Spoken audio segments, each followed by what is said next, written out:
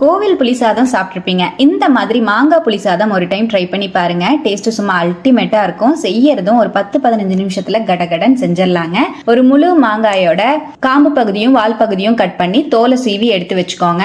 சீவி வச்சிருக்கிற மாங்காவை நல்ல துருவல்ல துருவி எடுத்துக்கோங்க. எனக்கு 1 கப் அளவுக்கு மாங்காய் துருவல் கிடைச்சிருக்கு. 2 கப் அளவுக்கு ரைஸை வடிச்சு எடுத்து வச்சிருக்கேன். அதுக்கு சரியா இருக்கும்.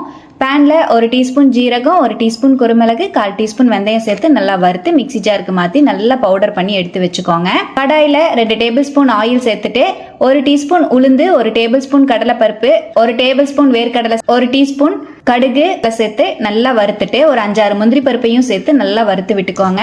காரத்துக்கு ஏற்ற மாதிரி பச்சை மிளகாய், வரமிளகாவை சேர்த்து நல்லா ஃப்ரை பண்ணி விட்டுட்டு ஒரு கொத்து கருவேப்பிலையும் சேர்த்து நல்லா வதக்கிட்டு 1/2 டீஸ்பூன் மஞ்சள் பொடி, துருவி வச்சிருக்கிற மாங்காவையும் சேர்த்து 1 நிமிஷம் மீடியம் ஃப்ளேம்லயே நல்லா கலந்து விட்டுட்டு நம்ம அரைச்சி வச்சிருக்கிற பொடியை சேர்த்துட்டு ஒரு 1/2 டீஸ்பூன் பெருங்காய பொடியையும் சேர்த்து உப்பு சேர்த்து நல்லா மிக்ஸ் பண்ணி விட்டுருங்க.